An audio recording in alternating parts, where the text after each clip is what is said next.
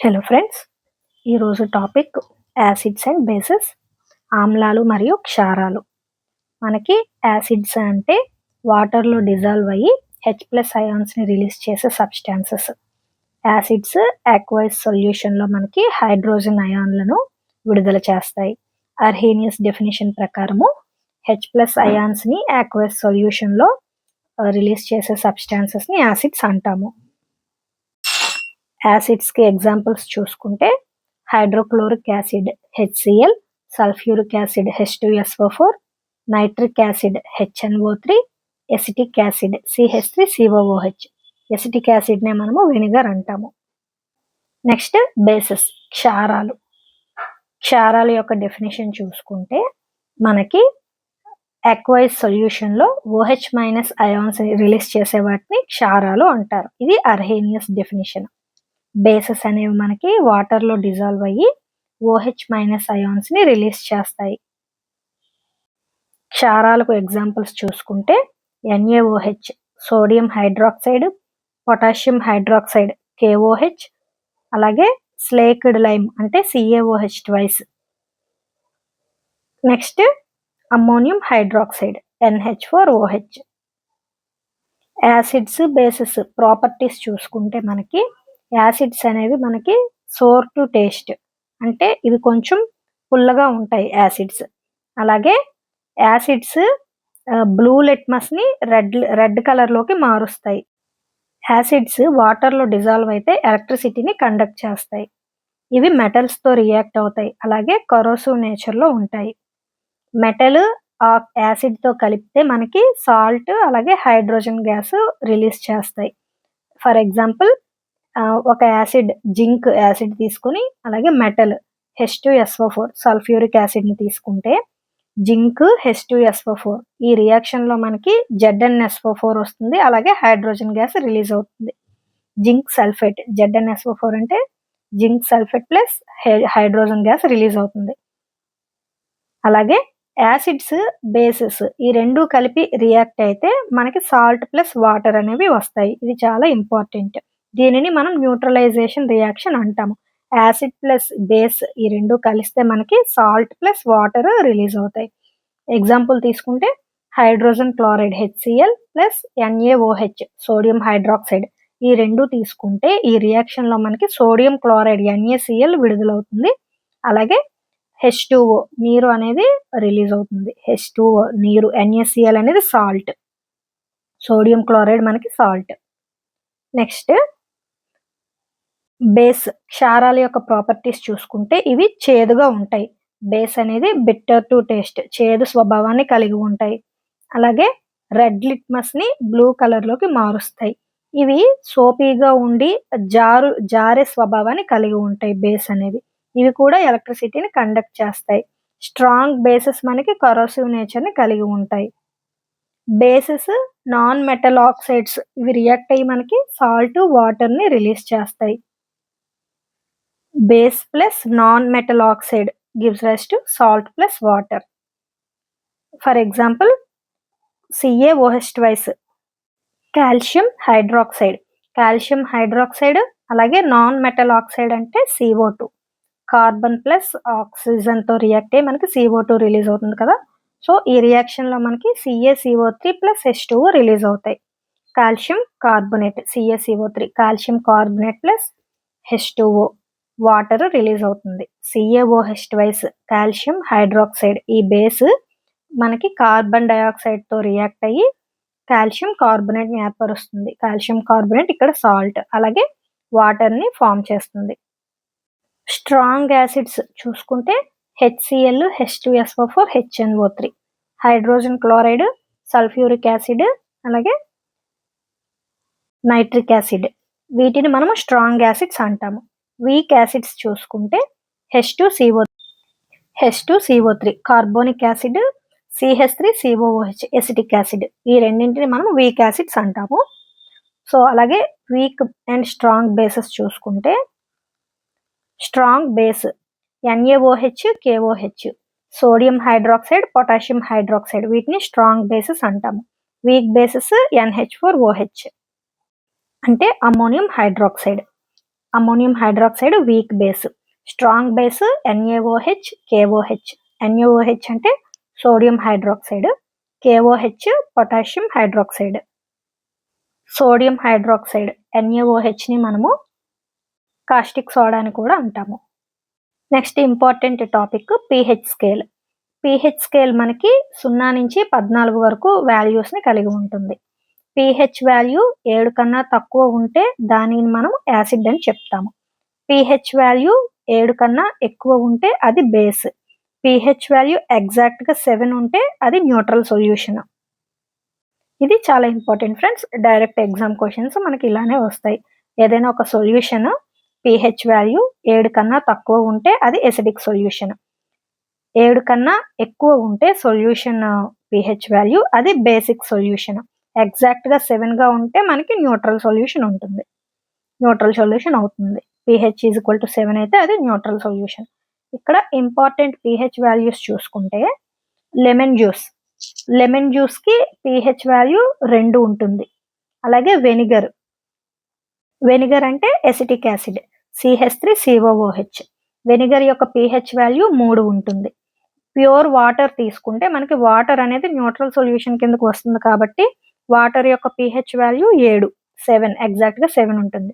Next soap solution అంటే మనకి అది బేస్ కిందకు వస్తుంది, అంటే దీని వాల్యూ 7 కన్నా ఎక్కువ ఉండాలి. సో సోప్ సొల్యూషన్ pH ఎంత ఉంటుంది అంటే 10కి దగ్గరగా ఉంటుంది. Next NaOH sodium hydroxide. ఇది స్ట్రాంగ్ బేస్ కాబట్టి మనకి pH వాల్యూ 14కి దగ్గరగా ఉంటుంది. ఒక ప్రీవియస్ ఇయర్ క్వశ్చన్లో టూత్ డికే స్టార్ట్ అవుతుంది అంటే pH వాల్యూ మనకి వాటర్లో ఎంత శాతం ఉంటుంది అని అడిగారు. టూత్ డికే అంటే పళ్ళు పాడైపోతాయి. సో వాటర్లో మనకి pH వాల్యూ 5.5 కన్నా తక్కువగా ఉంటే టూత్ డికే అనేది స్టార్ట్ అవుతుంది. అప్పుడు వాటర్ అనేది మోర్ ఎసిడిక్ అవుతుంది కాబట్టి టూత్ డికే అనేది స్టార్ట్ అవుతుంది. pH వాల్యూ <5.5 కన్నా తక్కువ ఉంటాయి. సో మనకి pH వాల్యూని బేస్ చేసుకొని క్వశ్చన్స్ అనేవి వస్తాయి. ప్రీవియస్ ఇయర్ క్వశ్చన్స్ చూసుకున్నా కూడా pH వాల్యూ నుంచి ఇంపార్టెంట్ క్వశ్చన్స్ ఉన్నాయి. అలాగే మనకి ఇండికేటర్స్ గురించి కూడా క్వశ్చన్స్ వస్తాయి. ఇండికేటర్స్ ఏంటి అంటే ఫెనాఫ్థలిన్, మిథైల్ ఆరెంజ్. ఈ రెండింటిని మనం ఎక్కువగా ఇండికేటర్స్గా వాడతాం. ఫెనాఫ్థలిన్ అనేది మనకి యాసిడ్లో ముంచితే అది కలర్లెస్గా మారుతుంది, అదే బేస్లో ముంచితే అది పింక్ కలర్గా మారుతుంది. మిథైల్ ఆరెంజ్ చూసుకుంటే యాసిడ్లో అది రెడ్ కలర్గా ఉంటుంది, బేస్లో ఎల్లోగా మారుతుంది. సో నెక్స్ట్ టాపిక్లో కొన్ని ఇంపార్టెంట్ సాల్ట్స్, వాటి కెమికల్ నేమ్స్, అలాగే వాటిని ఎక్కడెక్కడ యూస్ చేస్తామని కూడా తెలుసుకుందాం. ఫస్ట్ బేకింగ్ సోడా యొక్క chemical name sodium bicarbonate NaHCO3. దీనిని మనము బేకింగ్, అలాగే సోడా యాసిడ్, ఫైర్ ఎక్స్టింగ్విషర్స్లో వాడుతాము. యాంటాసిడ్గా కూడా మనము బేకింగ్ సోడాని వాడుతాము. నెక్స్ట్ వాషింగ్ సోడా యొక్క chemical name sodium carbonate Na2CO3 10H2O. ఇది చాలా ఇంపార్టెంట్. SSC ఎగ్జామ్స్లో కూడా ఇది ఎక్కువ అడిగిన క్వశ్చన్. వాషింగ్ సోడా యొక్క రసాయన నామము సోడియం కార్బోనేట్ Na2CO3.10H2O. దీనిని మనము గ్లాస్, సోప్ ఇండస్ట్రీస్లో వాడుతాం. అలాగే వాటర్ యొక్క పర్మనెంట్ హార్డ్నెస్ని తొలగించడంలో సోడియం కార్బోనేట్ని యూస్ చేస్తాము. శాశ్వత కఠినత్వము, నీటి యొక్క శాశ్వత కఠినత్వం తొలగించే ప్రాసెస్లో వాడేది ఏమిటి అంటే సోడియం కార్బోనేట్ Na2CO3.10H2O. సోడియం కార్బోనేట్ని మనము వాషింగ్ సోడా అంటాం. అలాగే బ్లీచింగ్ పౌడర్ యొక్క రసాయనిక నామము కాల్షియం హైపోక్లోరైట్ CaOCl2. దీనిని బ్లీచింగ్ పౌడర్ అంటాము, CaOCl2. ఇది మనము డ్రింకింగ్ వాటర్లో వాడతాము, అలాగే టెక్స్టైల్ ఇండస్ట్రీలో ఎక్కువగా వాడతాం. నెక్స్ట్ ప్లాస్టర్ ఆఫ్ ప్యారిస్ రసాయన నామము కాల్షియం సల్ఫేట్ హెమిహైడ్రేట్. దీని ఫార్ములా CaSO4.12H2O. ఇది మనకి బోన్ ఫ్రాక్చర్ అయినప్పుడు, అలాగే స్టాట్యూట్స్ ఏవైనా తయారు చేసేటప్పుడు ప్లాస్టర్ ఆఫ్ ప్యారిస్ని వాడుతాము. నెక్స్ట్ జిప్సమ్ యొక్క రసాయన నామము కాల్షియం సల్ఫేట్ డీహైడ్రేట్. దీని యొక్క ఫార్ములా చూసుకుంటే CaSO4.2H2O. CaSO4.2H2O. ఈ జిప్సమ్ని మనము సిమెంట్ తయారీలో వాడుతాము. Next caustic soda, sodium hydroxide NaOH. NaOH మనము సబ్బుల తయారీలో, పెట్రోలియం రిఫైనింగ్లో వాడతాం. Next NaCl. NaCl అంటే common salt, table salt.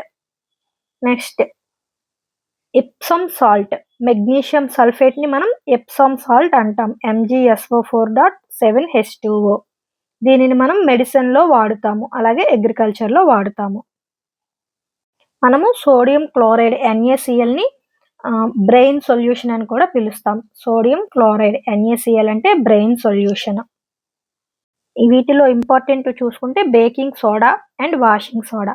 Baking soda అంటే NaHCO3, వాషింగ్ సోడా అంటే Na2CO3. Sodium bicarbonate baking soda NaHCO3, అలాగే sodium carbonate washing soda Na2CO3.10H2O. దీనిని మనము వాటర్ యొక్క శాశ్వత కఠినత్వం తొలగించడానికి యూస్ చేస్తాము. మనకి వాటర్లో తాత్కాలిక కఠినత్వం అంటే టెంపరరీ హార్డ్నెస్ అనేది bicarbonates of calcium and magnesium వలన కలుగుతుంది. ఇది వాటర్ని వేడి చేస్తే ఈ టెంపరరీ హార్డ్నెస్ అనేది పోతుంది. పర్మనెంట్ హార్డ్నెస్, శాశ్వత కఠినత్వం మనకి chlorides, sulphates of calcium and magnesium వల్ల కలుగుతుంది. ఈ క్లోరైడ్స్, సల్ఫేట్స్ వల్ల కలిగే శాశ్వత కఠినత్వం మనకి వాషింగ్ సోడాని యాడ్ చేయడం వల్ల పోతుంది. ఇది కూడా important topic friends, hardness of water. So temporary hardness దేని వల్ల కలుగుతుంది అంటే carbonates of calcium and magnesium. Permanent hardness ఎలా కలుగుతుంది అంటే chlorides and sulphates of calcium and magnesium. ఈ శాశ్వత కఠినత్వాన్ని మనము వాషింగ్ సోడా యాడ్ చేయడం వలన రిమూవ్ చేయవచ్చు. వాషింగ్ సోడా యొక్క రసాయనిక నామము సోడియం కార్బోనేట్ Na2CO3. అదే నీటిలో తాత్కాలిక కాఠిన్యాన్ని, టెంపరరీ హార్డ్నెస్ని తొలగించడానికి మనము కాల్షియం హైడ్రాక్సైడ్ని వాడుతాము. కాల్షియం హైడ్రాక్సైడ్నే మనము తడి సున్నము అని కూడా అంటాము. దీని యొక్క ఫార్ములా CaOH2. తడి సున్నం ఫార్ములా CaOH2. అలాగే పొడి సున్నము, మనము పొడి సున్నము అని కాల్షియం ఆక్సైడ్ని పిలుస్తాము. దీని ఫార్ములా CaO. లాస్ట్ ఇయర్ ఒక ప్రీవియస్ ఇయర్ క్వశ్చన్లో CaO వాటర్తో రియాక్ట్ అయినప్పుడు ఏర్పడే రసాయనిక చర్య ఎలా ఉంటుంది అని అడిగారు.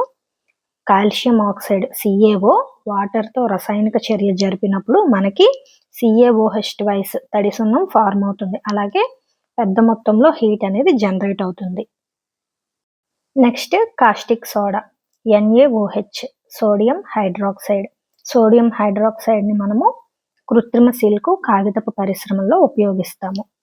నెక్స్ట్ హైపో రసాయనిక నామము సోడియం థయోసల్ఫేట్. Sodium thiosulphate. దీని ఫార్ములా Na2S2O3.5H2O. మనము హైపోని క్లోరిన్, సిరామరకలు తొలగించడానికి ఫోటోగ్రఫీలో యూస్ చేస్తాము. లాఫింగ్ గ్యాస్, నైట్రస్ ఆక్సైడ్ని మనము లాఫింగ్ గ్యాస్ అని పిలుస్తాము. దీని ఫార్ములా N2O. నెక్స్ట్ భారజలం, డ్యూటీరియం ఆక్సైడ్ D2O. మనం భారజలం అంటాము. ఇది అణు రియాక్టర్లలో న్యూట్రాన్ల వేగాన్ని తగ్గించడానికి ఉపయోగపడుతుంది. Next dry ice, carbon dioxide, solid carbon డైఆక్సైడ్ని మనము డ్రై ఐస్ అంటాము. ఇది పొడి మంచు, ఘన కార్బన్ డైఆక్సైడ్ పొడి మంచు అని కూడా అంటాము. Next potassium permanganate KMNO4. దీనిని క్యాండీ ద్రవము అంటాము. పొటాషియం పర్మాంగనేట్, దీనిని మనము యాంటీసెప్టిక్గా వాడతాము. వీటితో పాటు మనకి ఎగ్జామ్స్లో వచ్చే ఇంపార్టెంట్ యాసిడ్స్ చూసుకుంటే నిమ్మకాయలో ఏ యాసిడ్ ఉంటుంది? Citric acid. అలాగే చింతపండులో టార్టారిక్ యాసిడ్. పెరుగు, పులిసిన పాలలో లాక్టిక్ యాసిడ్. నెక్స్ట్ ఉసిరికాయ, టమాటాలో ఆస్కార్బిక్ యాసిడ్. చీమకాటులో ఫార్మిక్ యాసిడ్. సో ఇవి ఫ్రెండ్స్ యాసిడ్స్ అండ్ బేసెస్ నుంచి ఇంపార్టెంట్ పాయింట్స్. మీకు తెలిసిన పాయింట్స్ ఏమైనా నేను మిస్ చేసి ఉంటే వాటిని కామెంట్స్లో మెన్షన్ చేయండి. వీడియో కానీ మీకు నచ్చినట్లయితే లైక్ చేయండి ఫ్రెండ్స్. అలాగే ఛానల్ని సబ్స్క్రైబ్ చేసుకోండి. Thank you so much.